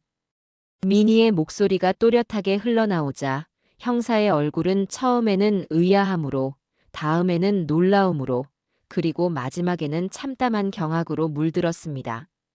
그는 한동안 말을 잃은 채 휴대폰과 저를 번갈아 쳐다볼 뿐이었죠. 어머니, 이건 따님 목소리가 맞습니까? 내 딸년 목소리요. 제 아들놈이랑 한패였던 게지. 둘이서 나를 요양원에 쳐넣고 내 집 팔아서 나눠 가질 생각이었던 게야. 그걸 우리 수영이가 막아서니까, 우리 착하고 불쌍한 수영이를. 저는 더 이상 말을 잇지 못했습니다. 형사는 착잡한 표정으로 마른 세수를 하더니 굳은 목소리로 말했어요. 어머니, 이제 모든 게 명확해졌습니다. 이것은 명백한 공모입니다. 당장 따님을 소환해서 조사하겠습니다. 어머니께서 원하신다면 강제 구인 영장을 발부받아서라도. 그날 오후 민희는 공모 혐의의 중요 피의자로 경찰에 긴급 체포되었습니다. 제가 건넨 녹음 파일은 빼도 박도 못하는 결정적인 증거였죠. 경찰서에 끌려간 딸은 처음에는 완강히 부인하며 엄마가 나를 모함하는 것이라며 소리를 질렀다고 합니다. 하지만 자신의 목소리가 담긴 녹취록을 듣고 나서는 순식간에 무너져 내렸다고 해요. 나중에 담당 형사에게 들은 이야기지만 민희는 취조실에서 모든 것을 자백했다고 합니다. 살아남기 위해, 자신의 혐의를 조금이라도 줄이기 위해 모든 책임을 오빠인 민규에게 떠넘기면서 말이죠. 그 이기적이고 비겁한 모습은 마지막까지 변하지 않았던 겁니다. 저는 그냥 오빠가 시키는 대로만 했어요. 엄마를 요양원에 보내고 집을 팔자고 먼저 말한 건 오빠였어요. 저는 그냥 그 돈으로 작은 옷가게 하나만 차리면 소원이 없겠다고 그렇게 말했을 뿐이에요. 사람을 해칠 생각은 정말 없었다고요. 딸의 자백을 통해 저는 남매의 추악하고도 치밀한 계획 전체를 알게 되었습니다. 그들은 제가 평생 모은 재산인 아파트를 팔아 민규는 그 돈으로 도박과 주식으로 진 빚을 갚고 새로운 사업을 시작하고 민희는 번듯한 옷 가게를 차릴 계획이었습니다. 그 계획의 가장 큰 걸림돌은 바로 저였죠.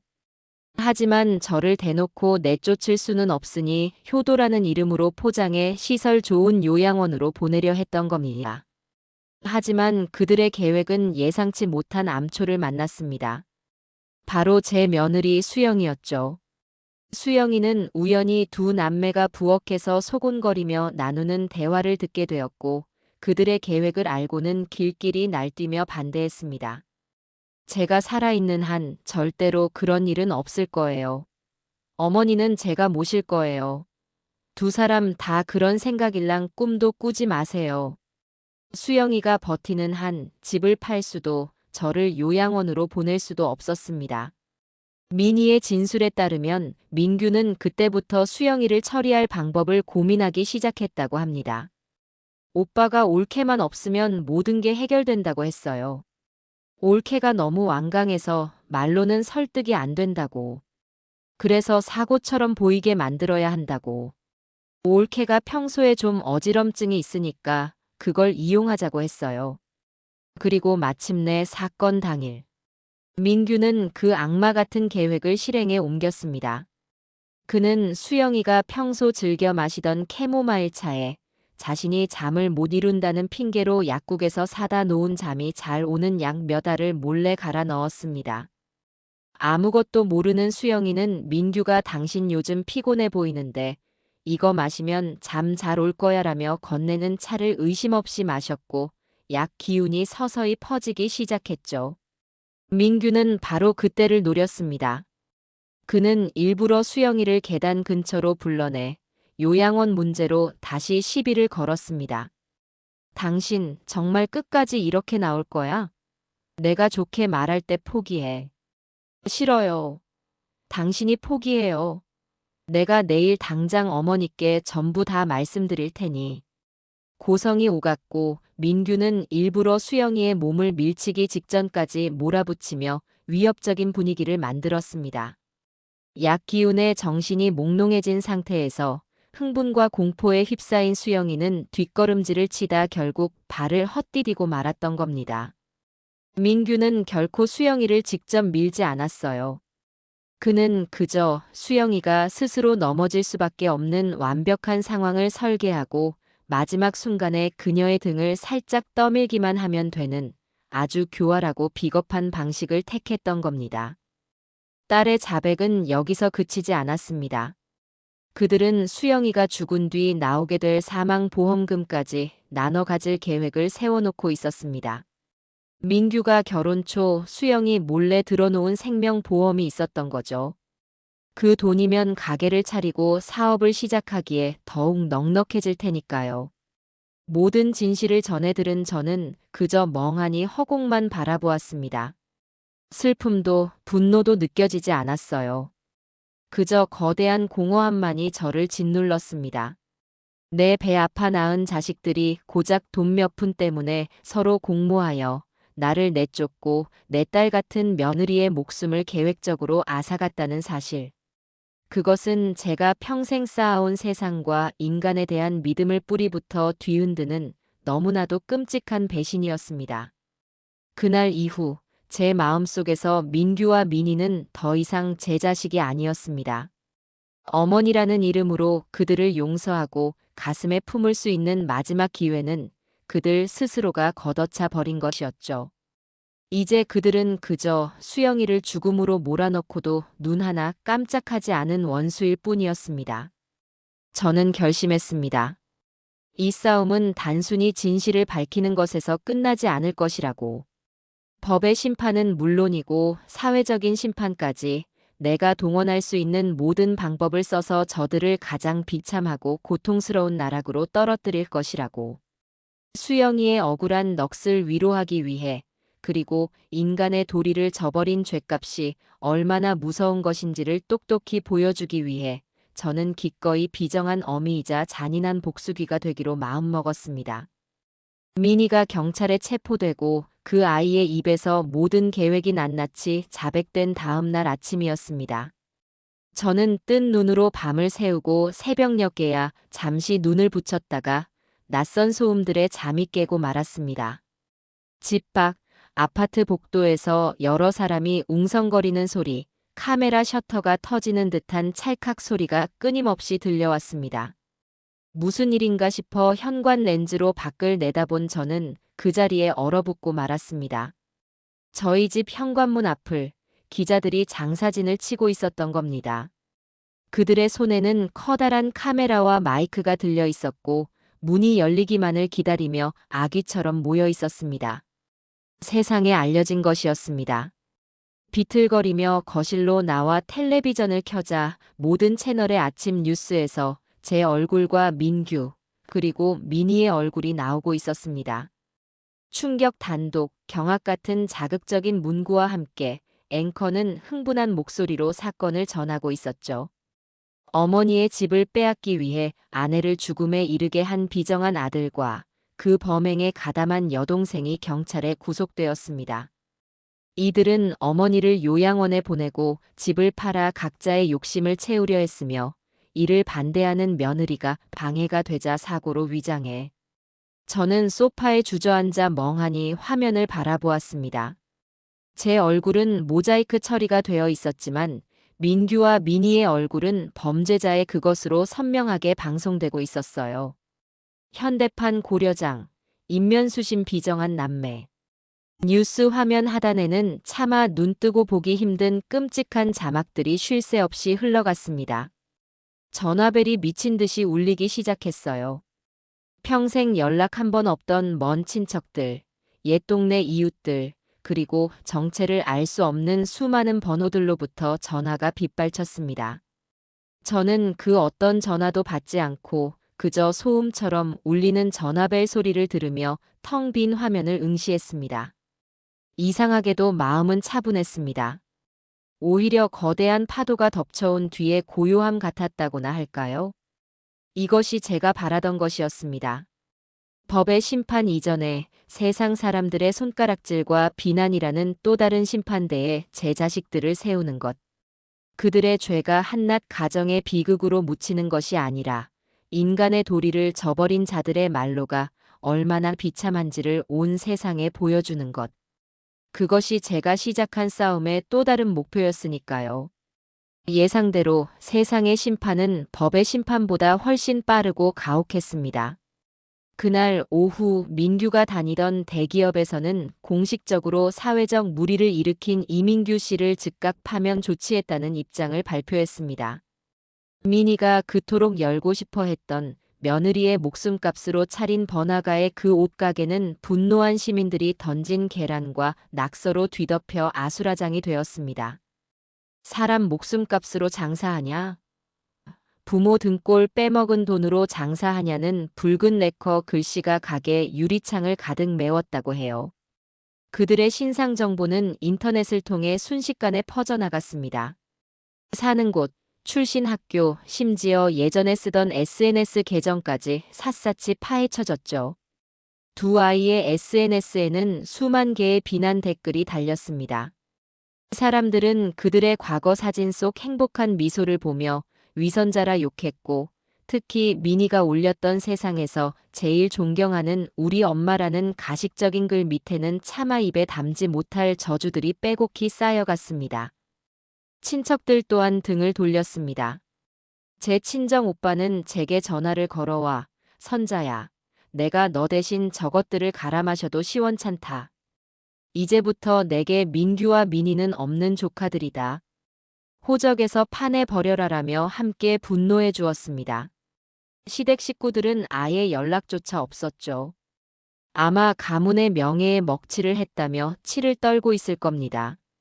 그렇게 며칠이 지났을까 집요하게 집 앞을 지키던 기자들 중 한 명에게서 연락이 왔습니다. 제가 평소에 즐겨보던 가장 신뢰도가 높다고 생각했던 시사 프로그램의 담당 기자였어요. 그는 정중하게 제 이야기를 직접 듣고 싶다고 했습니다. 어머님의 이야기를 듣고 싶습니다. 세상 사람들은 모두 어머님을 응원하고 있습니다.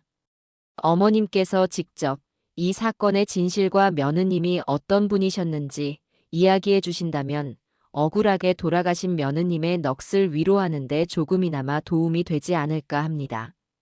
처음에는 거절할 생각이었습니다. 제 비극을 세상에 전시하고 싶지 않았어요. 하지만 기자의 마지막 말, 며느님의 넋을 위로하는데 도움이 될 것이라는 그 말이 제 마음을 움직였습니다.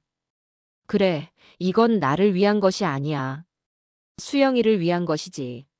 세상 사람들이 수영이를 그저 비극적인 사건의 희생자로만 기억하게 둘 수는 없었으니까요. 그녀가 얼마나 의롭고 강하고 효심 깊은 사람이었는지를 제가 직접 알려야만 했습니다. 저는 인터뷰에 응하기로 결심했습니다. 그리고 며칠 뒤 방송국 스튜디오의 차가운 조명 아래에 앉아 있었습니다. 수많은 카메라와 스태프들, 그리고 제 맞은편에 앉은 진행자의 얼굴. 보통 사람이라면 떨려서 말 한마디 제대로 못할 상황이었지만 저는 이상할 정도로 침착했어요. 저는 슬픔에 잠겨 울먹이는 피해자 노파의 모습으로 보이고 싶지 않았습니다. 저는 이날을 위해 수영이가 제게 사주었던 옷 중에 가장 단정하고 기품 있는 검은색 투피스를 꺼내 입었습니다. 머리도 미용실에 가서 단정하게 손질하고 옅은 화장까지 했어요. 초췌하고 불쌍한 모습이 아니라 불의에 맞서 싸우는 강인하고 존엄한 어머니의 모습으로 기억되고 싶었기 때문입니다. 진행자의 조심스러운 질문과 함께 인터뷰가 시작되었습니다. 저는 조금의 막힘도 없이 그동안 있었던 일들을 담담하게 이야기했습니다. 수영이가 제게 어떤 며느리이자 딸이었는지, 우리가 얼마나 서로를 아끼고 사랑했는지, 그리고 내 자식들이 돈에 눈이 멀어 어떤 끔찍한 계획을 세웠는지, mp3 속 녹음 파일의 내용, 은행의 대출 기록, 이웃의 증언, 그리고 딸의 자백까지. 저는 감정을 최대한 배제하고 오직 사실만을 가지고 이야기했어요. 저는 오늘 제 자식들을 고발하기 위해 이 자리에 나온 것이 아닙니다. 인터뷰 막바지, 저는 카메라를 똑바로 응시하며 말했습니다. 저는 제 며느리 김수영이라는 사람이 얼마나 빛나고 소중한 존재였는지를 세상에 알리기 위해 나왔습니다. 그녀는 저를 지키려다 목숨을 잃었습니다. 그녀의 의로운 죽음이 그저 한 가정의 비극으로만 잊히는 것을 원치 않습니다. 제 목소리가 스튜디오에 조용히 울려 퍼졌습니다. 이 사건은 단순히 저희 집만의 이야기가 아닐지도 모릅니다. 자식이 부모를 재산을 물려줄 존재로만 여기기 시작할 때 가족이라는 울타리가 얼마나 쉽게 무너질 수 있는지를 보여주는 비극적인 예시일 뿐입니다. 부디 세상의 모든 부모님들이 존중받고 모든 자식들이 효의 의미를 잊지 않기를 바랄 뿐입니다. 그리고 하늘에 있는 우리 수영이에게 이 어미가 반드시 너의 억울함을 풀어주겠다고 약속하기 위해 이 자리에 나왔습니다. 제 인터뷰가 방송된 후 세상의 여론은 더욱 들끓었습니다. 사람들은 제 자식들의 패륜적인 범죄에 분노했고 죽음으로 시어머니를 지키려 했던 셔느리의 의로움에 눈물을 흘렸습니다. 그리고 그들의 분노는 법이 저들에게 가장 무거운 벌을 내리기를 바라는 강력한 요구가 되어 법정을 향하기 시작했습니다. 저는 그렇게 세상 사람들을 제 편으로 만들어 제 자식들을 향한 가장 거대하고도 무서운 포위망을 완성했습니다. 시간이 흘러 마침내 첫 재판이 열리는 날이 왔습니다. 저는 이른 아침부터 일어나 검은색 정장을 꺼내 입었습니다. 수영이의 영정 사진을 한참 동안 쓸어보다가 사진 속 환하게 웃고 있는 아이에게 나직이 속삭였어요. 수영아, 내 딸. 오늘 엄마가 저것들 단죄받는 거 똑똑히 보고 올게. 하늘에서 지켜봐줘. 법정은 방청객과 기자들로 발 디딜 틈 없이 가득 차 있었습니다. 그들의 수군거림과 카메라 플래시 세례 속에서 저는 조금의 동요도 없이 가장 앞자리에 앉아 재판이 시작되기를 기다렸습니다. 잠시 후 피고인 입장이라는 서늘한 목소리와 함께 법정 연문이 열리고 제 자식들이 모습을 드러냈습니다. 민규와 민희. 수의를 입은 채 고개를 푹 숙이고 손에는 수갑을 차고 있었죠. 몇 달 사이에 두 아이의 모습은 완전히 달라져 있었습니다. 윤기 흐르던 민규의 머리카락은 푸석하게 변해 있었고 늘 화려하게 꾸미고 다니던 민희의 얼굴은 핏기 하나 없이 초췌했습니다. 그들은 저와 눈이 마주칠까 두려운 듯 바닥만 쳐다보며 피고인석에 앉았습니다. 그 모습을 보는 제 마음속에서는 연민이나 동정심 대신 차가운 경멸감만이 끌어올랐습니다. 재판이 시작되자 예상했던 대로 진흙탕 싸움이 펼쳐졌습니다. 민규와 민희의 변호사들은 각자 자신의 의뢰인이 주범이 아니라고 주장하기 시작했어요. 민규의 변호사는 피고인은 동생의 사치와 허영심을 채워주기 위해 어쩔 수 없이 범행에 휘말렸으며 그럴 의도는 없었다고 주장했습니다. 반면 민희의 변호사는 피고인은 오빠의 강압적인 지시에 따랐을 뿐이며 오빠가 정말 사람을 해칠 줄은 꿈에도 몰랐던 순진한 피해자라고 변론했죠. 서로가 서로에게 책임을 떠넘기며 어떻게든 형량을 줄여보려는 그들의 모습은 그야말로 역겹기 짝이 없었습니다. 그들의 다음 공격 목표는 바로 저였습니다. 변호사들은 번갈아 일어나 저를 가정을 파탄낸 비정한 시어머니이자 친어머니로 몰아가기 시작했습니다. 피고인들은 어머니 박선자 씨의 애정 결핍 속에서 자라났습니다. 증인은 아들에게 집을 증여했지만 여전히 그 집에 살면서 아들 내외의 삶에 사사건건 간섭했습니다. 또한 며느리만을 노골적으로 편애하여 친딸인 피고인 이민희에게는 깊은 소외감을 안겨주었습니다. 이러한 가정 환경이 피고인들을 절망으로 몰아넣고 이 비극적인 사건의 단초를 제공한 것입니다. 방청석이 웅성거리기 시작했습니다. 변호사의 그럴듯한 말에 몇몇 사람들은 고개를 끄덕이는 듯도 했습니다. 저는 피가 거꾸로 솟는 것을 느꼈지만 꾹 참고 입술을 깨물었습니다. 괜찮아. 저들이 어떤 거짓말로 나를 더럽히려 해도 진실은 변하지 않아. 드디어 제가 증인석에 서는 순간이 왔습니다. 저는 떨리지 않았어요. 단상으로 걸어 올라가 선서를 하고 증인석에 앉았습니다. 그리고 판사와 배심원, 방청객, 그리고 저 멀리 피고인석에 앉은 제 자식들을 차례로 훑어보았습니다. 검사의 신문에 저는 그동안 있었던 일들을 차분하게 증언했습니다. 제가 어떻게 민규와 수영이를 아꼈는지, 수영이가 제게 얼마나 소중한 딸이었는지, 그리고 그들이 어떤 계획을 꾸몄고 수영이가 어떻게 죽음에 이르게 되었는지. 제 증언이 이어지는 동안 법정은 물을 끼얹은 듯 조용해졌습니다. 문제는 변호사의 반대 신문이었습니다.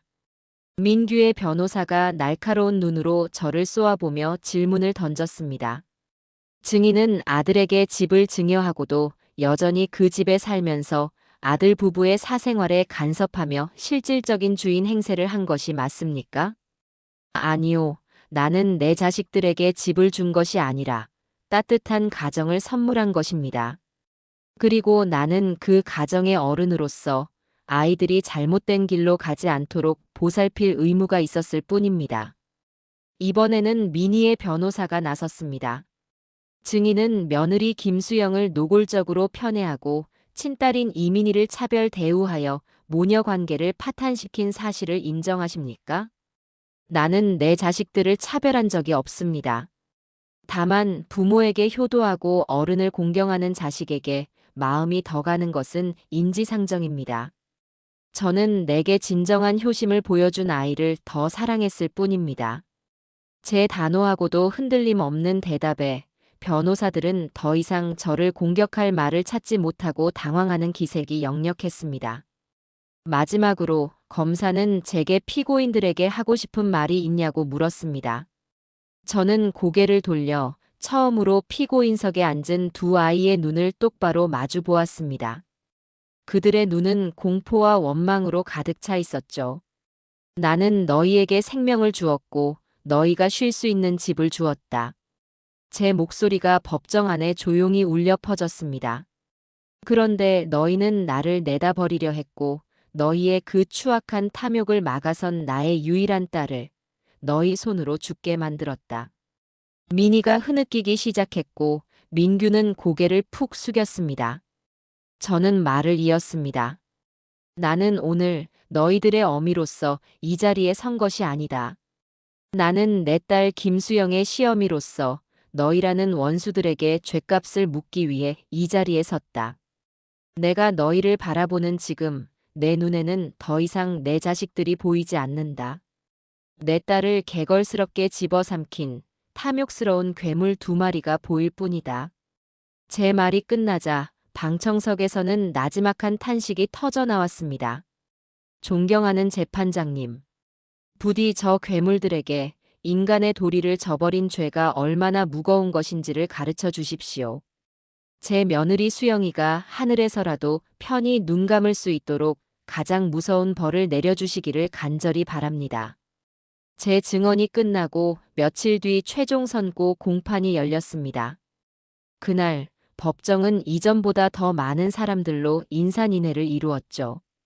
저는 그날도 가장 앞자리에 앉아 운명의 순간을 기다렸습니다. 마침내 재판장이 무거운 입을 열었습니다. 피고인 이민규는 피해자에 대한 부양 의무를 저버리고 자신의 어머니를 내팽개치려 했으며 이를 반대하는 아내를 계획적으로 죽음에 이르게 한 바, 그 죄질이 극히 불량하고 반성의 기미가 없어 사회로부터 영원히 격리할 필요가 있다 판단, 피고인에게 무기징역을 선고한다. 땅. 망치 소리와 함께 민규는 그 자리에 풀썩 주저앉았습니다. 피고인 이민희는 친오빠의 계획에 적극적으로 공모하고 가담하여 천륜을 저버리는 범죄의 중대한 역할을 하였으므로 그 죄책이 결코 가볍지 않다. 이에 피고인에게 징역 20년을 선고한다. 땅. 이번에는 민희가 아니야. 내가 아니야. 라고 외치며 발악하기 시작했습니다.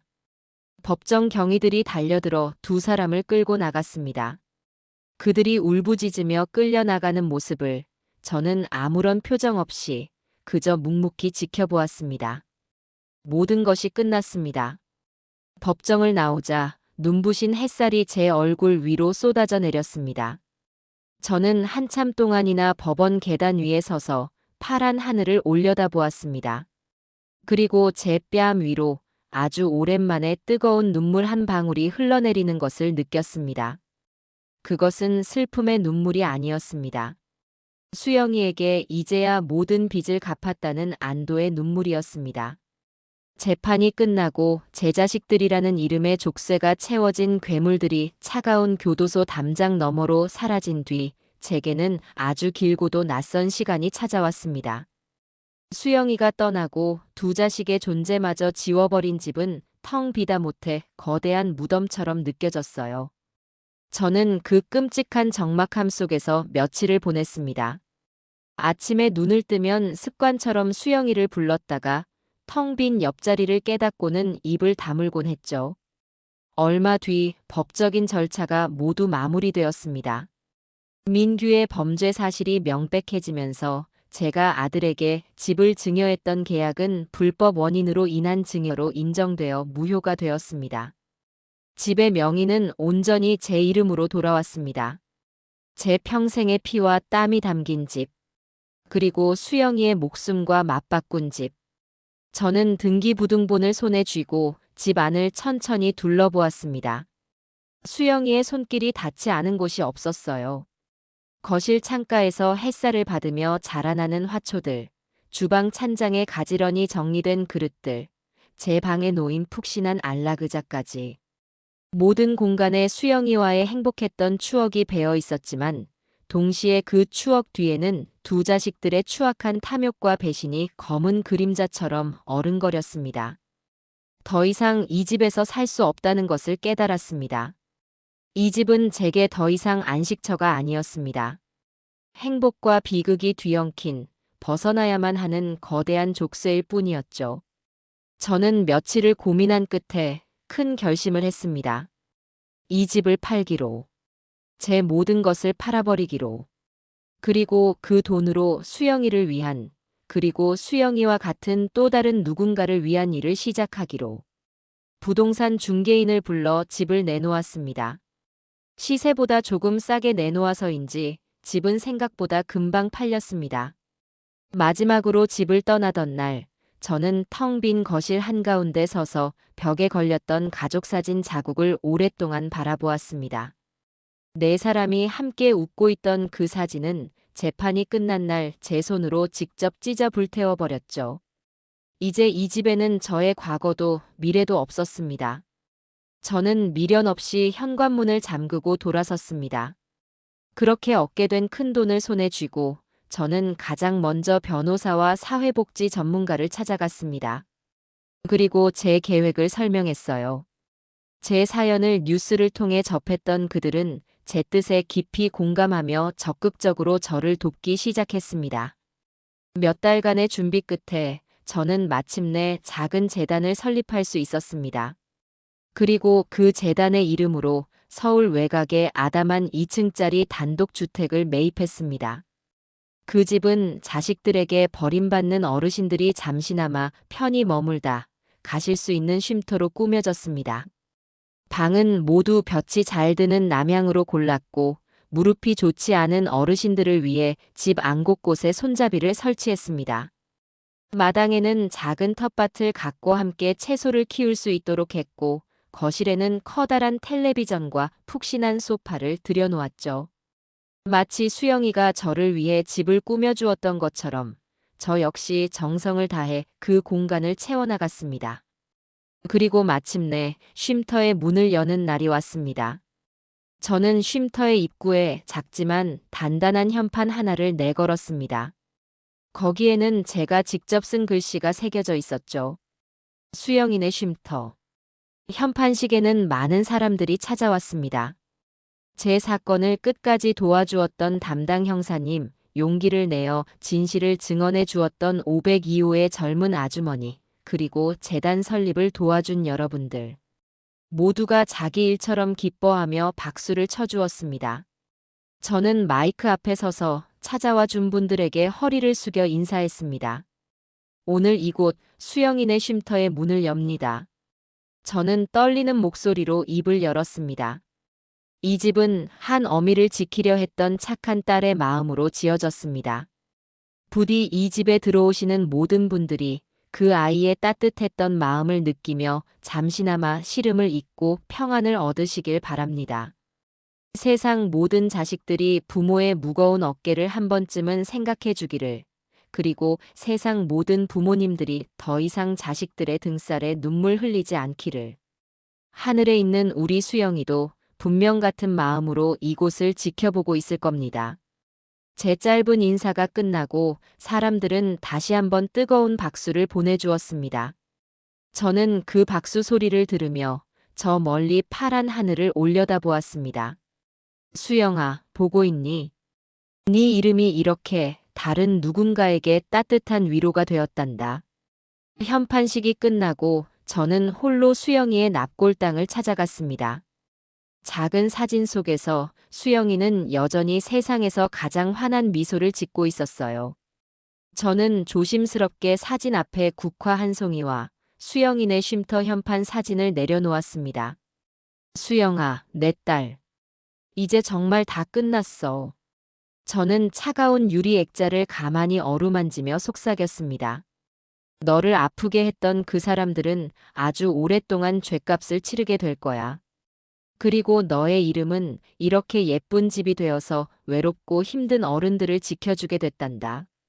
그러니 너도 이제 무거운 짐 다 내려놓고 그곳에서는 아프지 말고 슬퍼하지도 말고 그저 편히 쉬렴. 그때였습니다. 그 말을 하는 순간 제 안에서 무언가 툭 하고 끊어지는 소리가 들렸어요. 그리고 제 두 눈에서 그동안 참아왔던 모든 눈물이 뜨거운 강물처럼 쏟아져 내리기 시작했습니다. 슬픔의 눈물이 아니었습니다. 분노의 눈물도 아니었어요. 그저 수영이를 향한 미안하고 고맙고 사무치게 그리운 마음이었습니다. 저는 한참 동안이나 수영의 사진을 부둥켜 안고 어린아이처럼 소리내어 울었습니다. 실컷 울고 나니 이상하게도 마음이 한결 가벼워지는 것을 느꼈습니다. 지옥 같던 복수의 시간이 끝나고 제게도 비로소 새로운 시간이 찾아온 것 같았어요. 납골당을 나오자 어느덧 해가 저물고 있었습니다. 서쪽 하늘이 수영이가 좋아하던 홍시처럼 붉고 따뜻하게 물들고 있었어요. 저는 그 노을을 바라보며 아주 오랜만에, 정말 아주 오랜만에 희미하게 미소를 지었습니다. 내일은 수영이네 쉼터에 찾아올 첫 번째 손님을 맞이해야 합니다. 이제 저는 더 이상 복수하는 어미가 아니라 수영이의 따뜻한 마음을 대신 전하는 사람으로 제게 남은 인생을 살아갈 것입니다. 그것이 내 딸 수영이를 영원히 기억하는 나의 방식이 될 테니까요.